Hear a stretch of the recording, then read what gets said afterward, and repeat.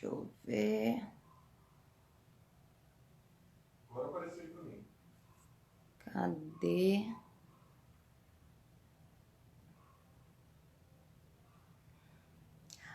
Oi, Wanda, tudo bem?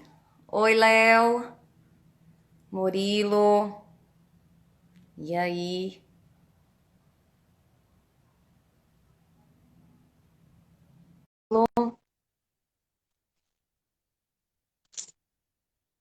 Cadê?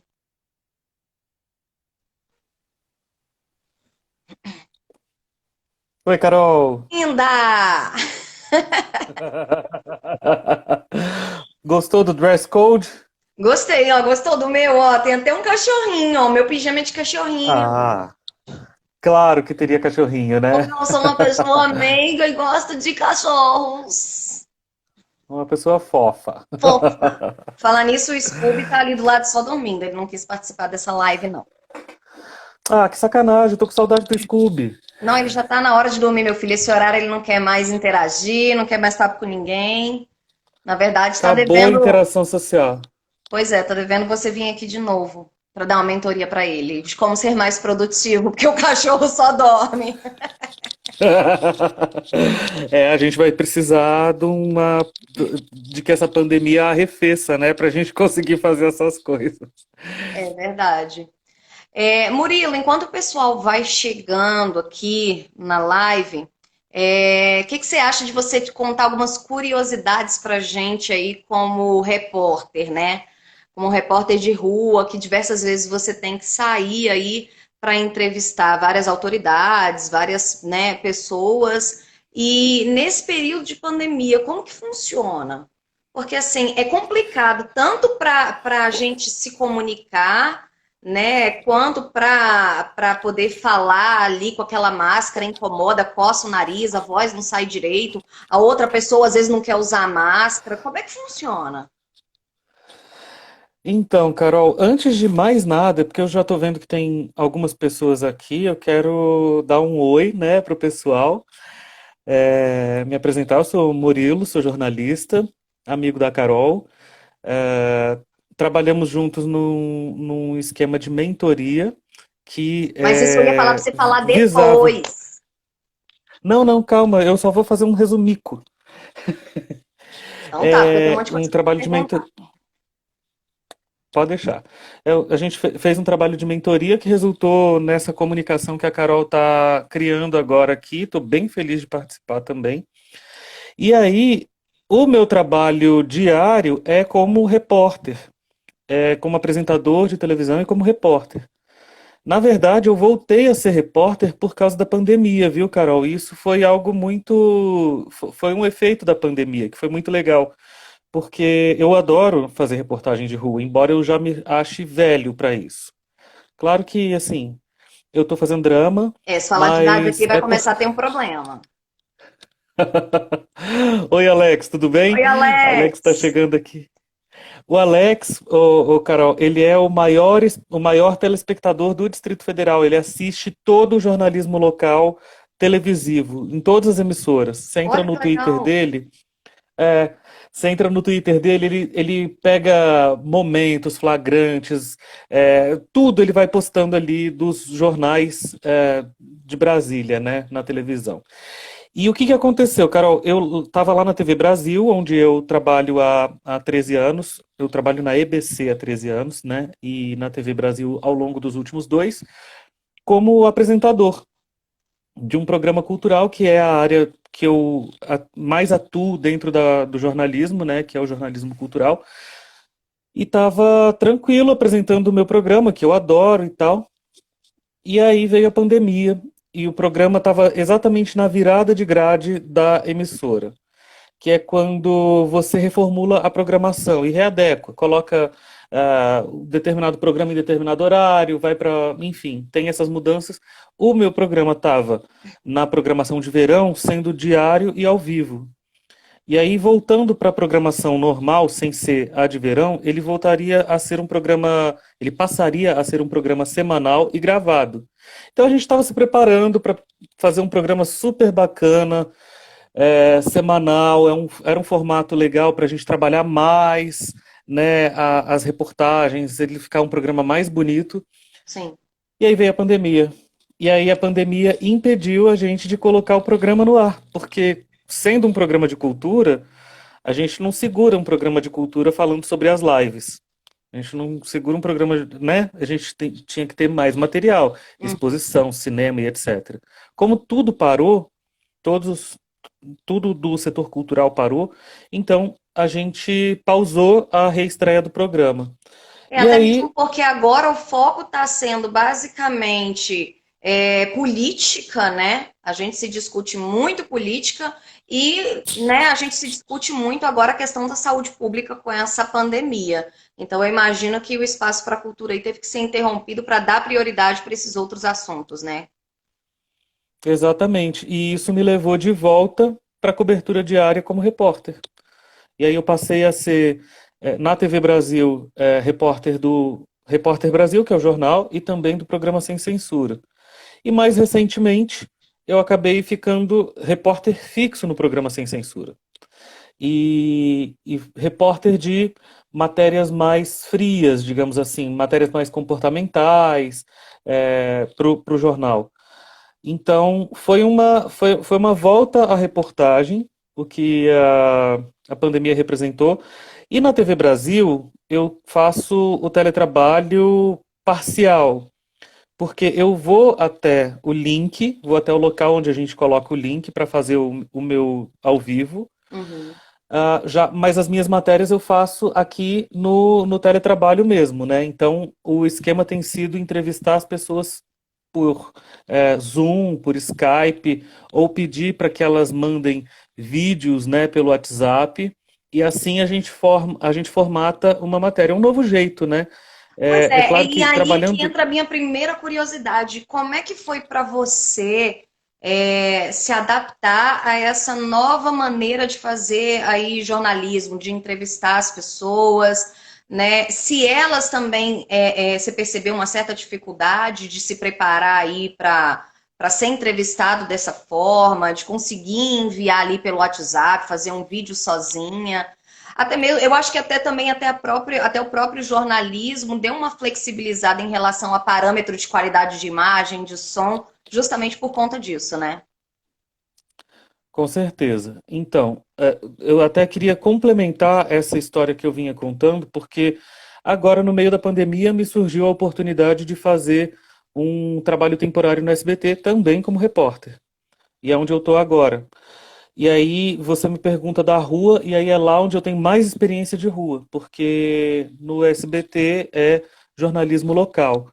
Quais têm sido os cuidados que têm sido tomados? Para mim, principalmente porque eu sou asmático, né? Então eu também redobro os cuidados, né, ao estar na rua. Eu aceitei fazer o trabalho temporário por necessidade e também por experiência. Mas quais são os cuidados que se tomam na rua e que eu redobro ainda mais por causa da minha condição de saúde? Existe agora um microfone que você entrega para o entrevistado, coisa que não existia antes.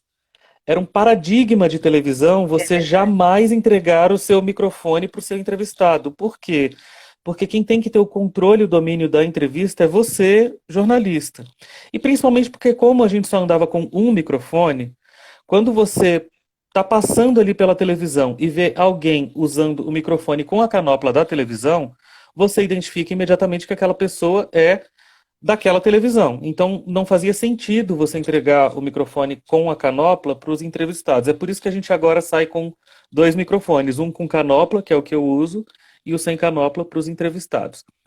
Tem sido norma absoluta usar o uso de máscara na hora de fazer imagem. Então, se a pessoa está dentro da casa dela, cumprindo a quarentena dela e tal, e a gente está ali fazendo imagens, mesmo assim, a gente cobra que a pessoa coloque a máscara dela naquele momento, porque existe uma questão de a televisão se transforma em exemplo para as pessoas. E a televisão é uma mensagem, né? A imagem, ela também é uma imagem. Então você precisa, mesmo naquele contexto, deixar claro para as pessoas que estão assistindo que elas precisam usar as máscaras, né? E faço distanciamento social também, né? Eu não me aproximo de nenhum entrevistado, não chego, eu não dou abraço. Teve uma senhorinha que me pediu um abraço na rua esses dias. Ela, eu posso te dar um abraço? Eu falei, eu não vou poder te dar um abraço, senhora, Difícil, desculpa. difícil. Dei uma de Sandra Nemberg, que ela, no comecinho da pandemia, falou sobre isso, né? Que pela primeira vez ela tinha rejeitado um abraço. E aí, como você perguntou sobre os parâmetros de qualidade, sim, eu acho que é, eu já vinha trabalhando muito com imagens de WhatsApp, Murilo, porque rapidinho. eu Antes de falar trabalhava. dos parâmetros, que foi uma pergunta que eu te fiz, só para a gente não perder o fio da meada. Uhum, Você certo. estava falando das preocupações que você tem na hora de entrevistar, manter o isolamento social e pedir para que a pessoa, né, use máscara na hora da entrevista. Mas e quando é uma autoridade? Você impõe as mesmas regras, se ela não tiver de acordo, não compactuar com as mesmas regras, você não entrevista. Como é que fica? Porque às vezes é uma única fonte, né? E uma autoridade é diferente, você não encontra ali com facilidade outra pessoa para entrevistar que diga sobre o mesmo assunto. Como é que fica? Graças a Deus, Carol, no meu trabalho no SBT, que é jornalismo de cidades, eu faço pouco autoridade. E as autoridades, elas também estão se adaptando, principalmente as locais, as daqui do Distrito Federal. Elas estão se adaptando a essa nova realidade. Então, as próprias assessorias de imprensa hoje, ao invés de organizarem entrevistas coletivas, elas fazem entrevistas coletivas online. E aí a gente participa mandando perguntas pelo online do Facebook ou o próprio YouTube, Uhum. ou outras ferramentas. E eu vejo que nas autoridades nacionais, e aí eu vou precisar dar aquela cutucada de leve, esse desrespeito às normas sanitárias é muito maior. Né? Então eu dou graças a Deus de não precisar, por exemplo, ir todos os dias até o cercadinho lá do Palácio da Alvorada, onde o presidente Jair Bolsonaro fala com as pessoas. Principalmente porque ali os colegas se aglomeram, o cercadinho é muito pequenininho, os colegas são muitos, e ali se aglomeram os repórteres, se aglomeram os cinegrafistas, se aglomeram os fotógrafos.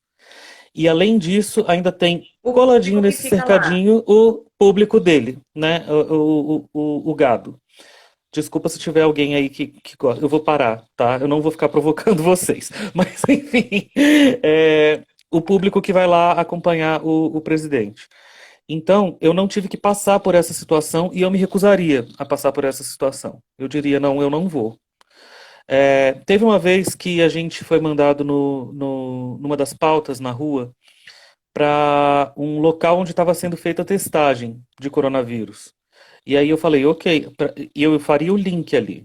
Eu falei, ok, eu vou atravessar a rua, vou ficar do outro lado da rua e ali vai ser o meu link. E aí eu vou falar no link que aquelas pessoas que estão ali do outro lado da rua estão fazendo teste. Por quê?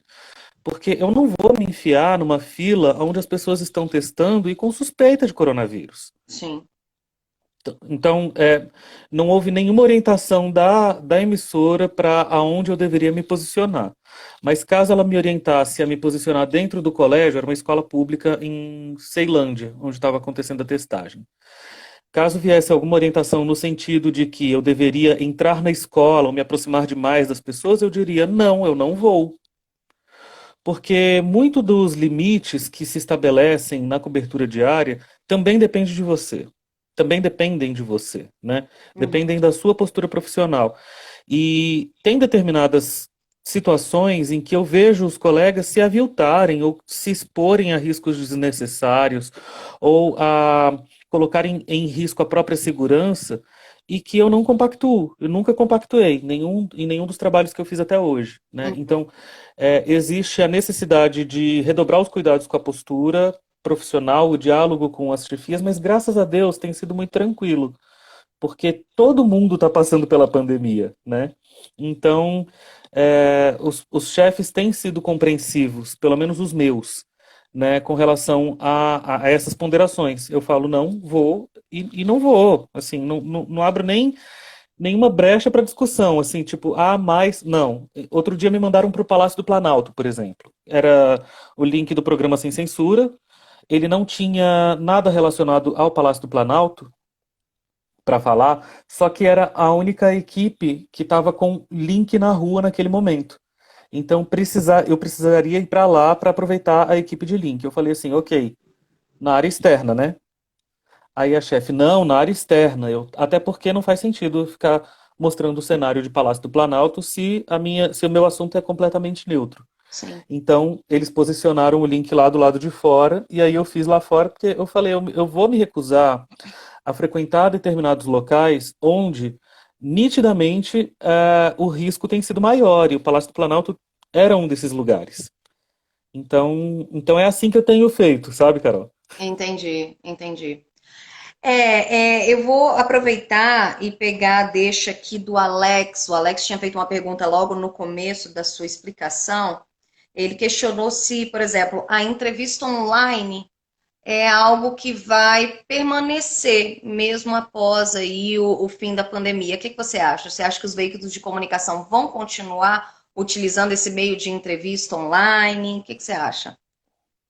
Não, não tenho nenhuma dúvida disso. Certeza absoluta.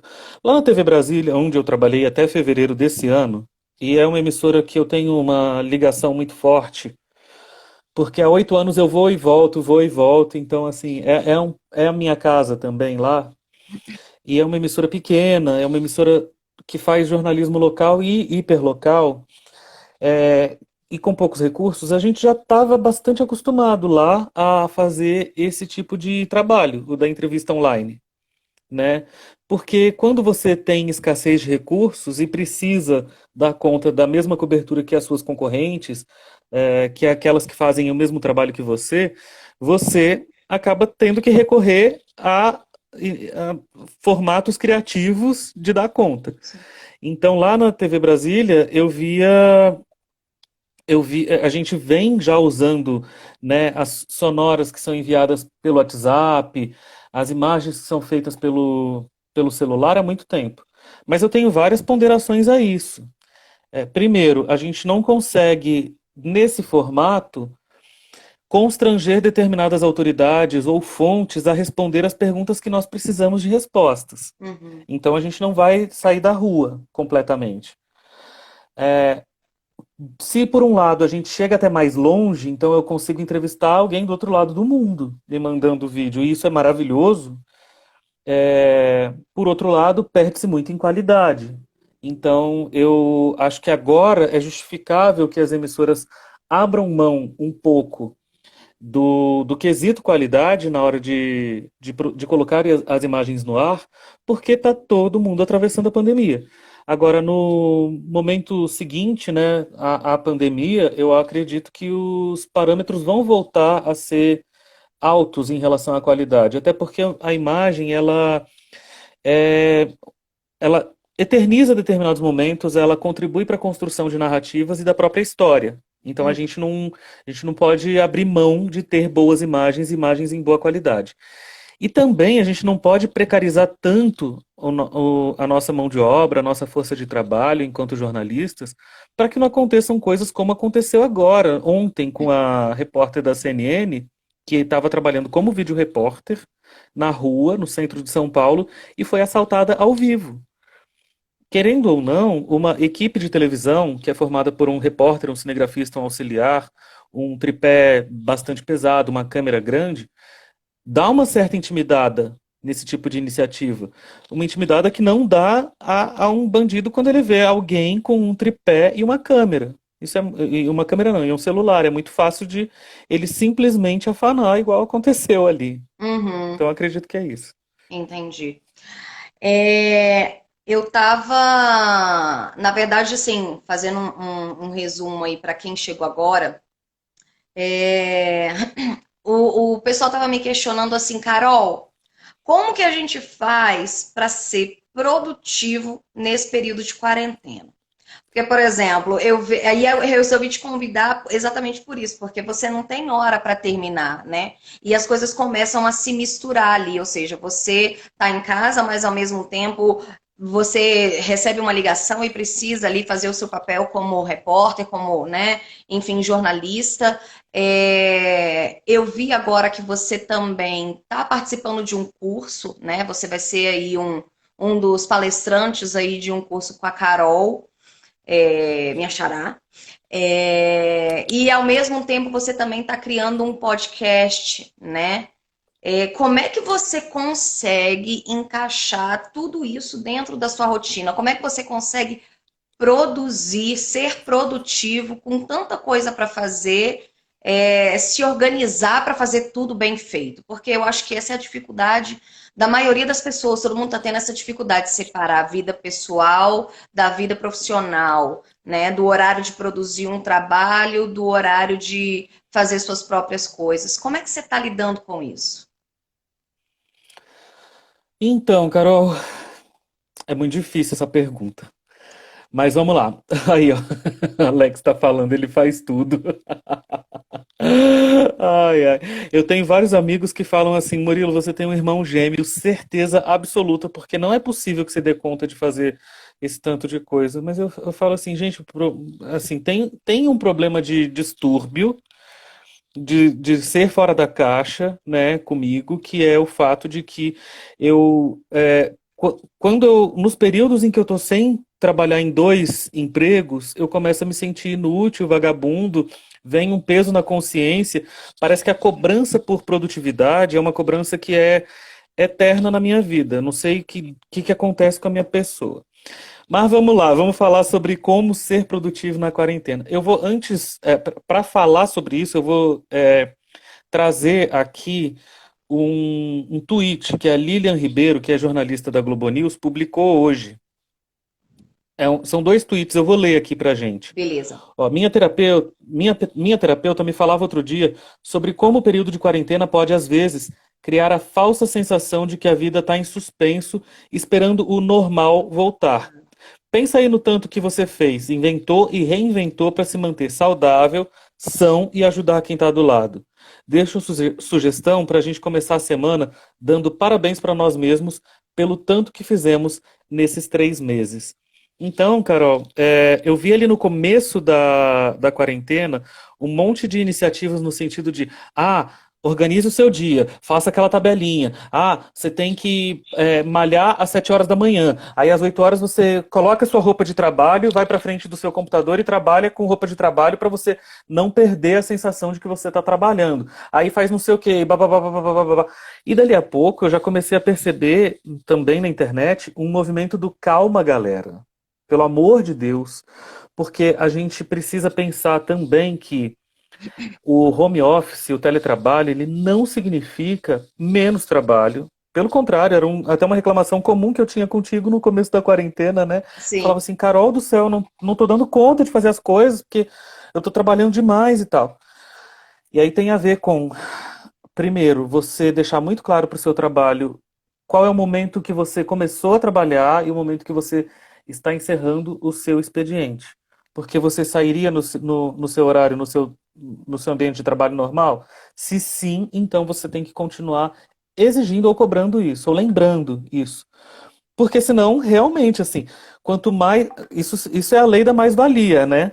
Quanto mais você oferece, mais a empresa vai se fazendo de besta, vai fazendo a egípcia e explorando a sua mão de obra e a sua potência, sua carga de trabalho. Então, primeira coisa é fazer com que esse combinado, que não sai caro para ninguém, esteja muito explícito. É claro que, assim, por exemplo, quem trabalha na Câmara dos Deputados como você, tá careca de saber que nas quartas-feiras, nas quintas-feiras, não se tem hora para sair. E beleza, é a mesma coisa, isso também vai acabar se mantendo nesse ambiente. Mas é tentar trazer para a normalidade essa situação que é atípica. Né? Uhum. Os parâmetros que determinam o que é normal para dentro dessa situação atípica. Porque também a gente tem que pensar que bom, eu preciso estar no teletrabalho por uma questão de coletividade, saúde pública, etc. Não fui eu que escolhi. Então eu vou aproveitar da melhor forma possível. Agora, eu estou em teletrabalho, eu não estou em férias. Eu não estou na minha casa porque eu quis, enfim. Então, eu não tenho nenhuma obrigação de ser mais produtivo porque eu estou trabalhando na minha casa do que trabalhando fora de casa, né? Vira uma pressão meio é, boba até, no sentido de que, eu preciso malhar, eu preciso não sei o que, blá, blá, blá, blá. Não, calma. Primeiro, assim, se organiza com relação a tentar trazer para a normalidade o que dentro dessa situação anormal possível, né? Então, foi o que eu comecei a fazer ali pelo meio. Não, peraí, vamos restabelecer aqui as coisas. Se a chefia está falando comigo antes do meu horário de entrada de trabalho, beleza, antes ela falava? Se ela falava, são coisas tranquilas assim de se responder, ou já é trabalho? Se já for trabalho, aí primeiro eu vou lembrar. Oi, tudo bem? Deixa eu te falar. Eu ainda não estou no horário de trabalho. Daqui a pouco a gente conversa. Caso seja normal você combinar uma coisinha ou outra, mas não te coloque já em trabalho, aí você age normalmente, mas assim, estabelece, né? Olha, a partir de agora eu estou à disposição. Até ali, não. Porque senão, Entendi. senão a gente fica doido. Eu acho que esse é o fundamental, sabe, Carol? E aí, assim, quer ser produtivo na quarentena, que é a grande questão, beleza, eu quero. Então beleza. Então agora a gente primeiro organiza a rotina normal. Então meu horário de trabalho é esse. E aí fora da rotina, o que que eu consigo? Porque aí tem várias questões que entram. Eu ganhei o tempo que eu tinha me deslocando de casa para o meu trabalho. Isso é legal, a gente consegue aproveitar melhor esse tempo. É, O que que eu consigo fazer sem prejudicar a coletividade, a saúde pública, e que eu queria muito fazer? Esse pode ser um momento, né? Tipo, eu queria muito fazer um curso de desenho há muito tempo. Aí eu peguei e fui lá naqueles Doméstica da vida e comprei um cursinho de desenho. Não fiz ainda, mas foi um passinho que eu dei, assim, tipo, pesquisar, encontrar e tarará. Então já tá aqui, já posso começar a fazer. Eu acho que tem muito a ver com isso, sabe? Tipo, aproveitar a oportunidade para organizar o tempo que você não tinha antes, mas o tempo que você dispunha antes para trabalhar, você tem que lembrar que ele continua sendo do trabalho. Entendi, mas aí é aí que vem a dificuldade de muitas pessoas, né? Porque, por exemplo, antes a gente, vamos supor, trabalhava horário comercial de 8 às 18, certo? Uhum, Você tinha que uhum. bater um ponto, você tinha um horário ali para registrar, né? Hoje não tem mais esse, quer dizer, na maioria, né, com a maioria das pessoas que eu conversei, não tem esse controle específico de horário. Você tem que entregar, né, um produto, um conteúdo, um relatório, algo específico até o final do dia. Isso acaba trazendo para as outras pessoas, para algumas pessoas, aquela coisa que a gente falou, inclusive naquele vídeo que a gente fez junto, de procrastinar. Por que que eu vou fazer agora se eu posso fazer depois? E aí vai enrolando e vai tendo aquela falta de organização, aquela falta de foco.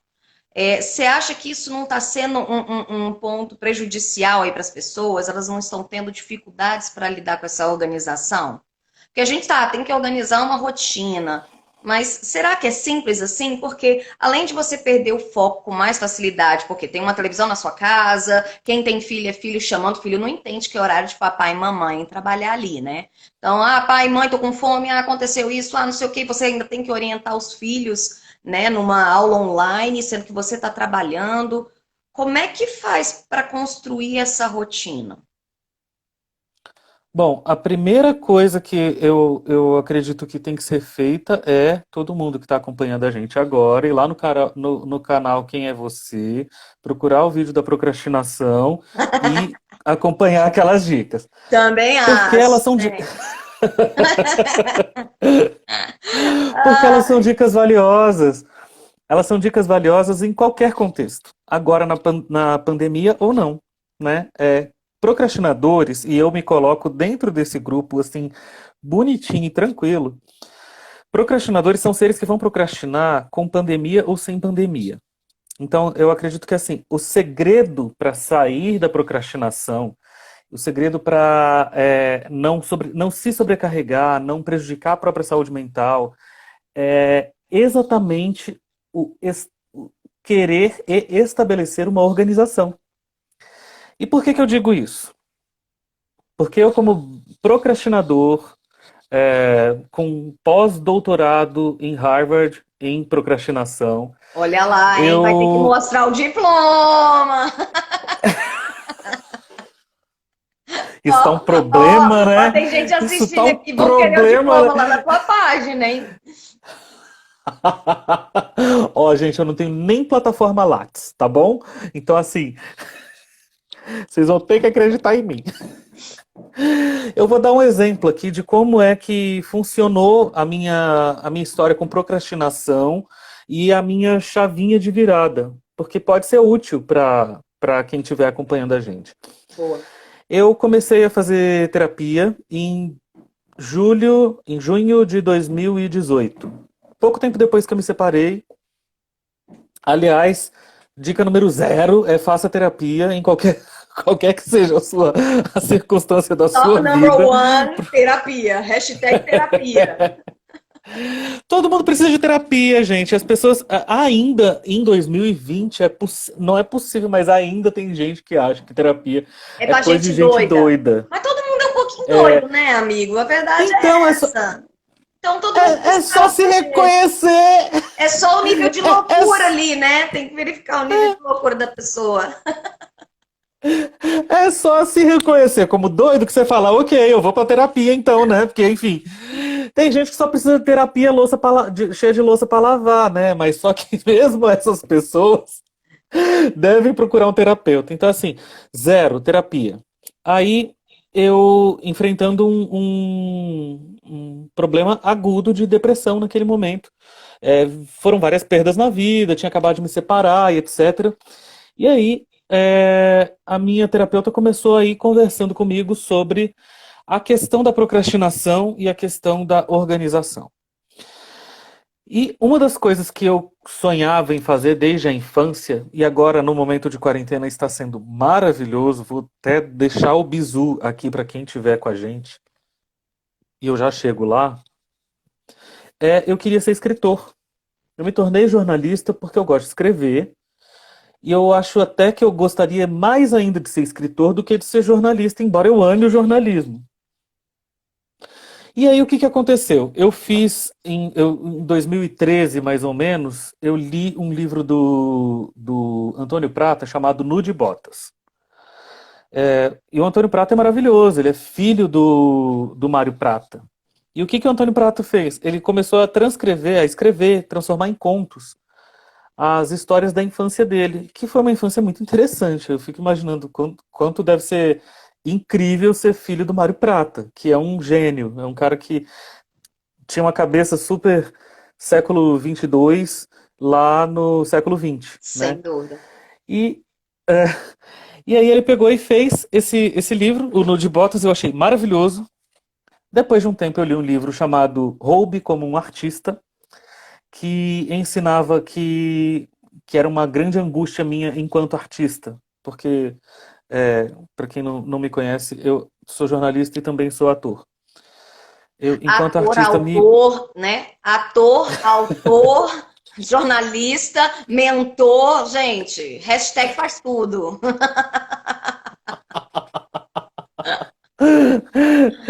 e me preocupava muito, Carol, a coisa do. Eu não sei se o que eu estou fazendo. Eu não sei se eu estou falseando a criação disso aqui. Porque o que eu estou criando aqui pode já ter sido criado por alguém. Eu posso ter visto isso aqui que eu estou fazendo. é, eu posso já ter visto e eu estou fingindo que é meu. E eu ficava com essa pulga atrás da orelha. E o livro Roube como um Artista ensinava que todas as grandes ideias geniais já foram inventadas. As grandes ideias da humanidade, todas já passaram pelas grandes mentes da humanidade. Então, o que você deve fazer é roubar. Só que roubar como um artista. O que que isso significa? Que aí foi exatamente o que eu fui fazendo de 2016 em diante. Ué, eu também queria escrever as minhas memórias de infância. Mas essa ideia foi do Antônio Prata. Mas e Só daí? que no fim das contas, foda-se, porque a infância dele foi a infância dele, as histórias A dele. sua As infância é minhas outra histórias, a minha história, infância. outra perspectiva. Então a gente não tem que se preocupar com ser original na ideia, a gente tem que se preocupar com ser original no produto, né? No que a gente vai entregar. E aí assim nasceu o Quando Eu Era Pequeno. este bonitinho aqui, que é o meu livro. E ele surgiu por quê? Eu fui escrevendo nos meus horários vagos de trabalho, os contos, e eles iam se armazenando numa pasta de Google Drive. Numa pasta não, eles iam armazenando no meu Google Drive ad eternum. Até que num belo de um dia, conversando com a terapeuta, ela falando sobre organização, eu estava em casa e eu resolvi organizar o Google Drive que existia comigo desde 2005 e nunca tinha sido transformado em pastinhas, nunca tinha sido organizado e tal. Aí eu fui jogando um bando de coisa fora e fui reunindo na pastinha. Criei a pastinha livros, porque eu quero escrever vários. Aí eu fui criando as subpastas dos livros que eu quero escrever. E aí eu fui reunindo os contos todos dentro da pasta quando eu era pequeno. E aí eu vi que, caralho, véi, eu tinha 24 contos escritos. Aí, para ter um parâmetro, eu fui lá no meu livro de referência, o Nude Botas, e falei, quantos contos tem no Nude Botas? Porra, tem 24. Igual a quantidade que eu tenho aqui agora. Eu precisava escrever mais alguns para dar um arremate no livro, mas quando eu organizei a pasta, eu tinha um livro. E aí a minha terapeuta falou: Você já percebeu que você, sendo essa pessoa que começa muitos projetos e não termina, se transforma numa pessoa que começa projetos e termina quando você simplesmente se organiza? Então, assim, isso mudou praticamente todo o meu jeito de encarar a vida. E tem, assim, um ano. Tem um pouco Então, mais o de um ano fato até. de hoje você estar aí com o curso que você está oferecendo, né? Que a gente vai falar sobre isso também. É de você estar fazendo o podcast e de você ainda estar fazendo as mentorias, que inclusive, né, eu fui aí a sua aluna, a sua pupila. É um sinal de que você está deixando de ser esse procrastinador, você está aproveitando aí essa quarentena, esse tempo que você tem aí mais disponível para tocar esses projetos? Sem sombra de dúvida. Sem sombra de dúvida. Assim, tenho uma vontade grande no meu coração de ser professor há muito tempo também. E aí, fazer a mentoria contigo foi uma excelente oportunidade de estar em contato com essa coisa da pedagogia. Pedagogia é algo que eu amo e eu me interesso muito e há muito tempo. Então, o que que eu fazia? Eu fazia isso no teatro, dando treino para as pessoas que vinham chegando no nosso grupo, ou num projeto específico que a gente desenvolveu lá na Estrutural, eu e o meu diretor, o Alexandre Ribondi, com os meninos LGBT lá da Estrutural. Então, eu fazia o treino com eles. Então, eu ocupava já esse lugar como eu ia podendo. E aí surgiu a oportunidade de fazer a mentoria contigo, foi ótimo, porque me ajuda também, assim, eu acredito muito no que o Paulo Freire falava sobre os processos pedagógicos, que tem a ver com não existe alguém que seja mero mestre. A pessoa também é aprendiz. Então, a nossa troca foi muito interessante. Enquanto a gente fazia a mentoria, tinha quando você me falava das suas angústias e eu tinha que te dar respostas, eu tinha que estudar para te trazer respostas. Entende? Então, isso faz com que a gente tenha uma troca enorme. Eu gosto desse ambiente. Aí agora surgiu a oportunidade de fazer o curso das eleições com a Carol e o Fabiano, que são dois parceiraços que eu amo de paixão, e há muito tempo também a Carol já precisava sistematizar os conhecimentos dela no formato de curso online. Ela já tinha feito, né, algumas iniciativas lá lá no Congresso e tal. Uhum. E para mim foi ótimo também porque a Carol e o Fabiano já fizeram campanhas políticas, né? Eu nunca fiz uma campanha política, mas no nosso material de divulgação tem ainda lá assim, Maria Carolina, 5 estrelinhas, que significa 5 campanhas. O Fabiano, 3 estrelinhas, que são três Eu campanhas. percebi isso, E eu eu não tenho, percebi. é, e eu não tenho nenhuma estrelinha porque eu não tenho nenhuma campanha. Só que aí hoje, quando eu estava organizando o que eu vou falar, né, no dia do curso, eu percebi que eu não fiz nenhuma campanha, mas eu cobri todas as eleições desde 2006. Então você tem 2006, mais 2008, estrelinhas 2010, do que 2012. eles. Isso conta sim. Eu mandava refazer aquele banner. Ah, mas é que nem eu tinha pensado nisso, Sim, eu sabe? acho que ninguém tinha Olha como, pensado, mas é verdade. olha como organizar é uma ferramenta, ele não é uma organização, não precisa ser uma. Tem gente que tem o talento para isso, né? Que tem como característica ser organizado. Os virginianos que o digam. Mas a organização, assim como a comida, assim como a gastronomia culinária, para mim é muito mais ferramenta para que você melhore a sua qualidade de vida e aí, no caso do nosso tema, seja mais produtivo na quarentena, caso você queira. É muito importante a gente sempre lembrar isso, Sem viu, dúvida. Carol? Porque o pessoal vai saindo e entrando novas pessoas aqui no, na nossa conversa, e assim, a gente não pode se deixar levar pelo discurso da alta produtividade na quarentena, que Pela isso é muito opressor. obrigatoriedade de ser igual aos outros e ser produtivo, né? Porque cada um tem um ritmo diferente, necessidades diferentes, né?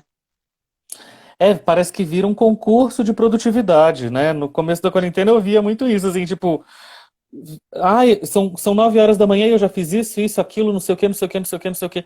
E eu tinha acabado de acordar e eu falava assim, tá, mas eu não tô concorrendo com você em produtividade, sabe? Tipo, tudo bem, pode fazer as suas coisas, Eu mas confesso que vamos no lá, começo cada da um faz o que quiser. quarentena eu sofri horrores, porque assim, eu sou muito organizada, né? E aí eu colocava ali o meu roteiro semanal do que eu tinha para fazer de segunda a sexta. Marcava um tiquezinho em tudo que eu fazia. Só que eu fui vendo que a minha rotina dentro de casa não é igual à minha rotina, né, num ambiente de trabalho.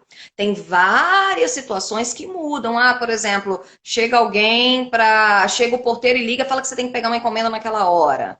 Né? Chega o filho e pede alguma coisa para você, você tem que parar, pede ajuda na aula online, você tem que parar. Então, você não consegue cumprir o que você se comprometeu a fazer ao longo do dia, eu digo não de trabalho, mas de todas aquelas suas, né, o seu planejamento naquele dia, né, seja pessoal ou profissional. E aí eu tive aquela sensação de frustração, sabe? Aquele sentimento de frustração. Falei, poxa, fulano consegue, Beltrano consegue, principalmente porque a gente se compara muito com o que a gente vê nas redes sociais e você se sente incapaz. Poxa, fulano ali, ó, o dia dela foi lindo, tudo lindo, os meninos tudo prestando atenção na aula online, nenhum deu problema. Olha que pessoa produtiva, ainda teve tempo de malhar. E você, quanto tempo que você não malha? Aí você fica, né? Tô fodida, tô lascada, né? Então é difícil. É difícil, é por isso que assim, qualquer tentativa de comparar o gramado, o seu gramado com o do vizinho, sempre o do Sempre vizinho vai vai dar aparecer problema. mais verde. Sempre vai dar ruim. Então, eu acho que é importante, e é muito legal isso que você falou sobre listar tarefas. Tem gente que funciona bem com isso, tem gente que não funciona bem com isso. Eu tento estabelecer, eu não funciono muito bem com 7 horas eu tenho que fazer tal coisa, 8 horas, tal coisa, 9 horas, não sei o que, nananã, porque isso gera em mim um sentimento de frustração muito absurdo. Então, eu tento pegar mais leve comigo, mas estabelecer pelo menos uma tarefa que eu preciso necessariamente cumprir naquele dia, Uhum. para não virar um procrastinador. Por exemplo, hoje eu tinha que resolver um problema com o banco, eu precisava ligar no meu mecânico e a gente está na véspera de vencer a declaração do imposto de renda, que sim, eu ainda não fiz. Tá vendo como eu sou E procrastinador? meu marido E aí... fez pra mim. Porque senão também não teria conseguido fazer, entendeu? Parabéns, Eu passei pra parabéns. frente a bola.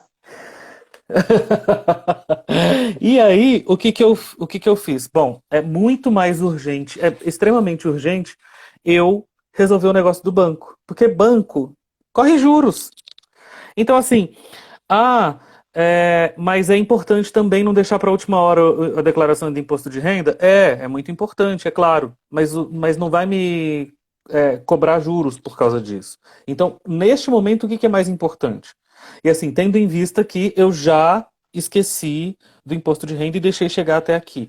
E não adianta também ficar, porque tem muita gente que chega nesse momento e fala assim, ai, burro, tinha que ter feito antes e tal, não sei o que lá. Tipo, isso ajuda você em alguma coisa? Faz com que o seu imposto seja declarado antes? Não adianta. Então, eu li uma vez um pensamento do hinduísmo que era: eu só vou sofrer por questões que eu consigo resolver. Só vou me preocupar, me estressar ou sofrer por questões que eu consigo, que estejam dentro do meu controle. O que não está no meu controle, não adianta, assim, do tipo, isso se você for colocar em escala, é excelente, porque assim, eu caí numa bosta de um engarrafamento, que merda e tal, devia ter pego o atalho lá atrás, não sei o que lá, mas não pegou. E aí Já você vai era, fazer já o quê? passou, você não vai poder É, resolver aí, mais. aí você vai ficar se estressando, você vai ficar prejudicando a sua saúde mental, Uhum. é, se descabelando por um problema que você não pode resolver, você não consegue levantar o seu carro e sair voando em cima de todo mundo. Então, paciência. Assim, tá, é uma merda, é um saco ficar preso no congestionamento. É, mas assim, jura que isso tem que te tirar do eixo? Essa é a grande questão, entendeu? Eu Então, o que acho você que está tem muito a ver sugerindo com aqui isso. ou seja, é não ficar tão afoito e desesperado para ser produtivo e ter uma rotina específica, mas para que você se planeje antecipadamente, criando uma lista de prioridades, mais ou menos. Por exemplo, Isso, isso. hoje é segunda-feira, né? Então eu já planejo mais ou menos o que eu preciso resolver amanhã de prioridade, que é imprescindível resolver, né, amanhã. E se sobrar tempo, eu vou É. fazendo as outras coisas que me cabem. Exatamente. Porque isso faz com que você atue dentro dos seus limites. Tira de você aquela frustração que, no fim das contas, assim, para que serve essa frustração mesmo, né? Porque eu não atingi as metas que eu mesmo estabeleci e sendo que, na verdade, quem pegou pesado comigo fui eu mesmo, entendeu? E assim, eu poderia muito bem ter criado como meta menos coisas e aí eu ter conseguido alcançar essas coisas, e aí eu estar feliz neste momento, porque além das coisas que eu já coloquei como meta, eu ainda consegui fazer mais alguma coisinha. Uhum. Você sente que está É, no lucro, né? é, nesse momento, por exemplo, eu aprendi na quarentena a fazer pão, então o que que eu coloquei para mim? Todo domingo eu vou fazer um pão que é um pão de forma, então eu como ele ao longo da semana. Eu vou fazer iogurte natural, que também eu consumo ao longo da semana e é muito melhor. Gente, nunca mais comprem iogurte natural no supermercado. Comprem só o último, que é para fazer as porções seguintes e assim sucessivamente. Vai lá no meu blog, É o tal do vimviicomi.blogspot.com, é meu e do kefir que Paulinho. chamam? Não, o kefir são os lactobacilos que você usa para fermentar e fazer kombucha, por exemplo. Hum, E você também pode usar o kefir como fermento. Mas não, é porque existe um método muito simples de você produzir o seu próprio iogurte, que está lá no meu blog, vimviicomi.blogspot.com. Esse blog é meu e do Paulinho Mesquita, que é nosso amigo, é meu amigo e da Carol. Enfim, tá lá. É fácil, fácil, ridículo de fácil. Então, vocês podem assim, só isso me melhora chamar para tanto. comer, tá? Porque não adianta nada você falar que todo domingo faz isso e aquilo e não me convidar, entende? Aí é sacanagem. Tá bom, Acaba a pode deixar, deixa amizade. passar. Deixa passar a pandemia que a gente faz uma farra gastronômica. Combinado. Mas aí o que que aconteceu? Eu comecei a estabelecer como meta, assim, tipo, coloquei no ar o disco de segunda, que era um sonho fazer um podcast. Então eu comecei a fazer assim, ok, no meu domingo eu vou fazer iogurte, pão e o disco de segunda. São três coisas, é pouca coisa, entendeu? E assim, eu consigo fazer mesmo se eu tiver de plantão, que eu dou plantão nos domingos ou sábados, né?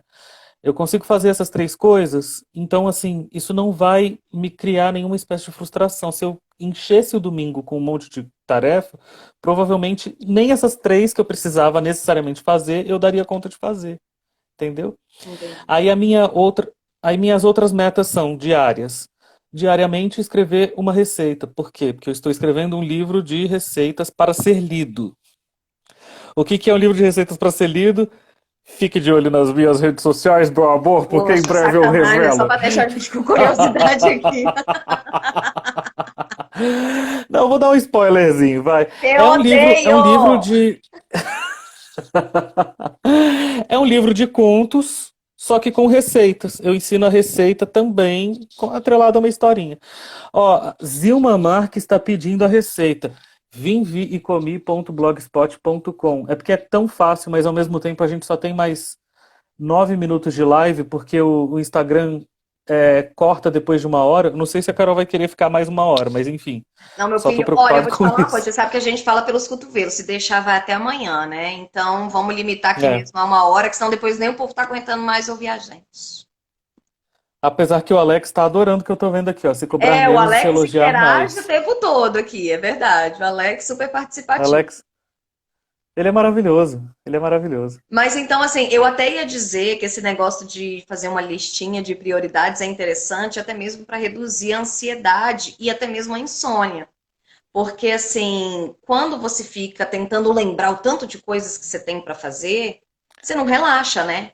Eu já tive vez de deitar na cama e falar, não, não, eu tenho que fazer isso, isso, isso amanhã, não posso esquecer isso. Aí você fica preocupada em tentar lembrar que você não dorme e você fica extremamente ansiosa por conta disso, né? Então eu acho que de fato essa ideia da listinha um dia anterior ali já ajuda nesses quesitos. Faz uma. Ou mesmo assim, tipo, ai, nossa, eu não tenho organização para fazer a lista do dia anterior. Então, pelo menos para um momento na semana, no final de semana, para planejar coisas. Aí você distribui já, ó, segunda-feira, tal coisa, terça, tal coisa. E assim, pega leve. A gente precisa ser generoso com a gente, né? Exato. A gente, a gente tem que seguir o conselho da ex-secretária de Cultura, Regina Duarte, e falar: seja leve, vocês estão cansados.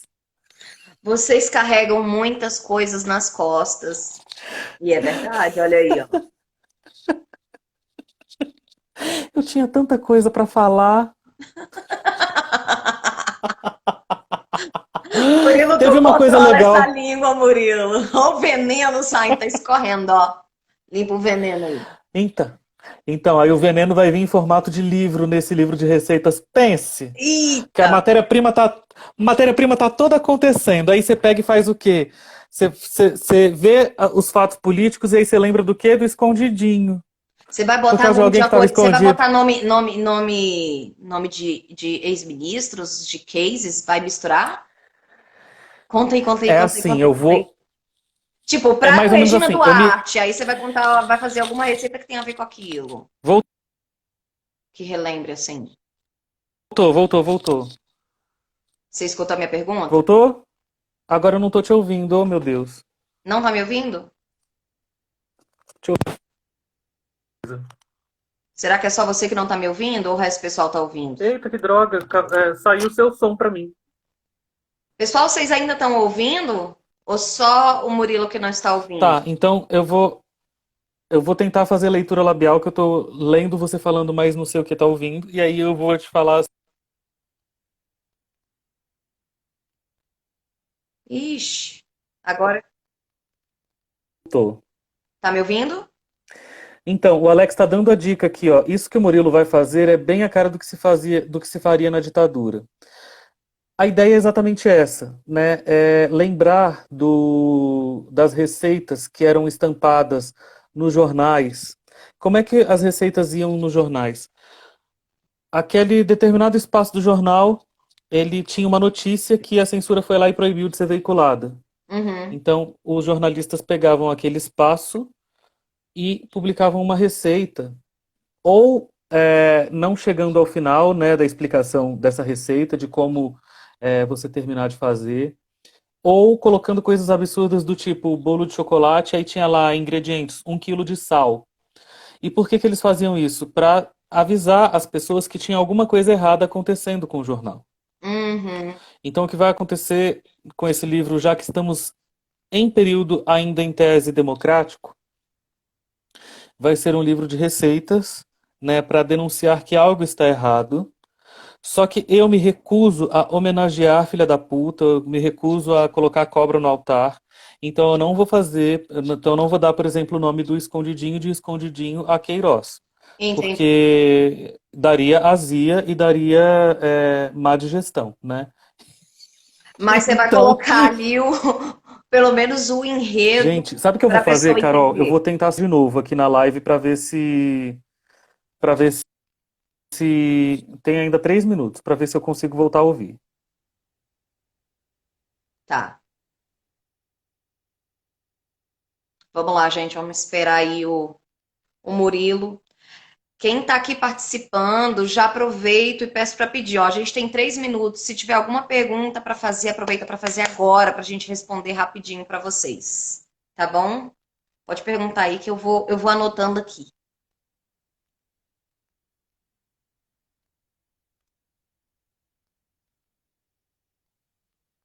Rai Brasil, obrigada por participar. Marina Rangel, obrigada. Paulinha, obrigada. Pode deixar, Alex, eu vou deixar a live salva, viu? Eu vou compartilhar depois lá no YouTube, no meu canal. Aí vocês aproveitam para se inscrever e seguir lá também. Cadê, Murilo? Cadê você, meu filho? Vamos ver.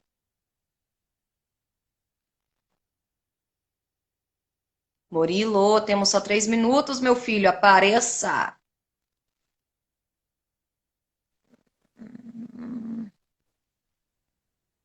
Voltei e agora eu tô ouvindo. Tá ouvindo? Então, eu sei que a gente só tem 3 minutinhos aqui.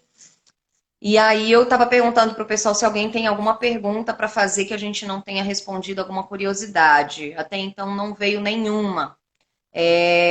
Mas vamos aproveitar para finalizar a conversa. Faz seu fechamento aí, o que você quer dizer a mais para a galera que você acha relevante falar sobre produtividade, sobre seus projetos, sobre seus canais. Deixa aí a informação para a galera salvar. Pessoal, aproveitem esse momento para tirar do papel alguma ideia, algo que está lá no seu coração e que você não teria outras oportunidades. Estou falando isso porque a gente também precisa, de alguma maneira, estabelecer formas de ser positivo nesse momento. É um momento que é muito difícil e toda a humanidade está atravessando junto a pandemia.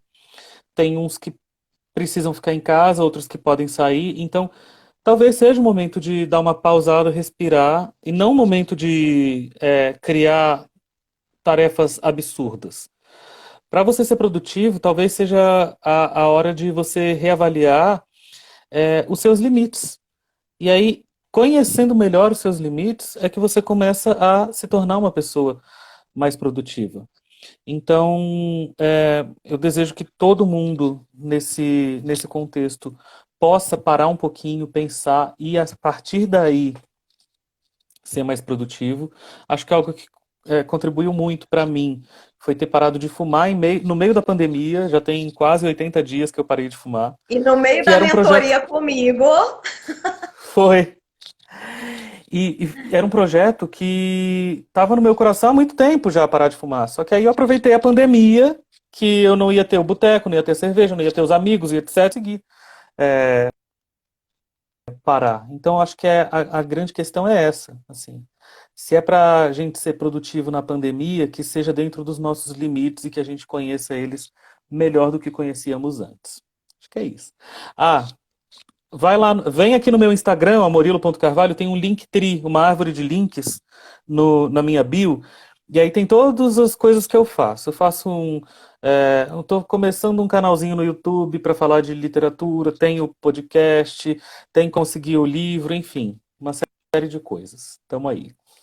É verdade. Gente, o Murilo é Eu não maravilhoso. ouço mais a Murilo Carol de novo, oh meu não Deus. tá escutando? Meu filho tá difícil, mas leia a boca. Obrigado por participar desta live, tá? Eu vou fazer Obrigado os por participar dessa gestos live, aqui para tá? você entender né, a linguagem de Libras. Obrigada a todo mundo que participou dessa live. Se alguém tiver alguma sugestão para deixar aqui para gente para as próximas lives, obrigada mesmo, Murilo. Muito obrigada, viu? Foi ótimo ter essa conversa com você em plena segunda-feira à noite.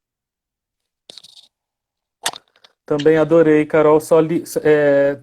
Deu uma travadinha, mas eu li que foi ótima a conversa comigo e foi ótimo conversar contigo. É sempre ótimo conversar contigo, viu? E que Que bom. bom, que bom. Ó, o Instagram tá informando aqui que eu tenho 24 segundos. Pessoal, obrigada para todo mundo que participou, obrigado por estar presente aqui conosco. Deixa sugestões aqui no nosso canal ou no canal do Murilo e a gente se encontra aí numa próxima live.